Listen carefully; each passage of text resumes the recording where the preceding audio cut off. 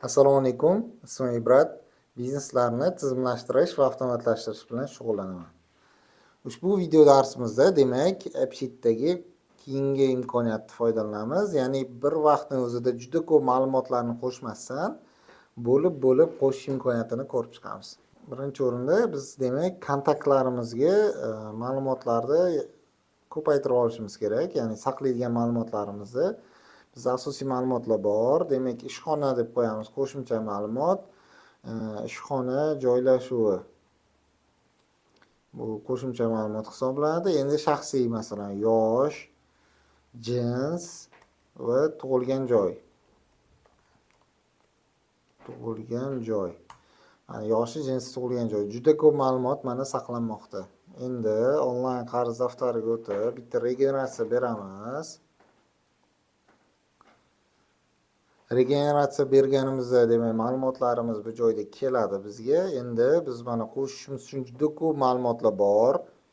Bu bizga noqulaylik tug'dirishi mumkin. Shuning uchun bu joyni bitta to'g'rilab olishimiz kerak. Demak, email, ishxona tekst, lotlon, yoshi numberda, jinsi demak enam qilamiz.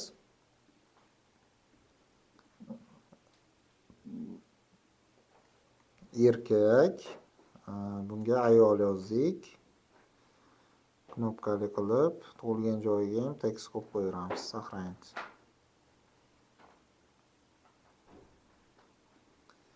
Mana kontakt qo'shishda demak ma'lumotlar tipini biz to'g'rilab oldik, ya'ni ma'lumot turlarini. Endi qo'shishga qulay qilamiz. Bo'lib chiqamiz, ya'ni asosiy ma'lumot, qo'shimcha ma'lumot va shaxsiy ma'lumot. Asosiy ma'lumot.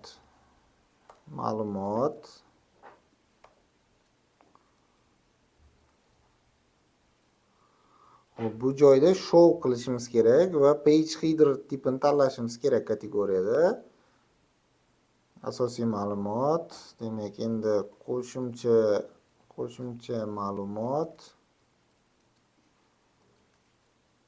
Buni ham demak show qilamiz, page headerda demak qo'shimcha ma'lumotni berib yuboramiz. Endi shaxsiy ma'lumotlarni qo'shamiz. Shaxsiy ma'lumot buni oldik. Buni show qilamiz, section page header qildik va shaxsiy ma'lumotni saqladik. Saqlaganimizdan so'ng demak bitta saqlash. Endi biz mana bu forumda mana juda ko'p ma'lumotlarni endi tab ko'rinishiga keltiramiz. Mana tabni bossak mana bunaqa paydo bo'ladi. Endi mana bu joylar shu har xil deyishinglar mumkin. Shuning uchun bu yerga qo'shib chiqishimiz kerak. Xo'p, yoshimiz. Asosiy ma'lumotlarni eng yuqorisiga ko'taraman. Qo'shimcha ma'lumotlar bu telefondan keyingisi o'sha qo'shimcha ma'lumot hisoblanadi. Shaxsiy ma'lumotlar demak ishxonadan keyin yoshidan boshlab shaxsiy ma'lumot hisoblanadi.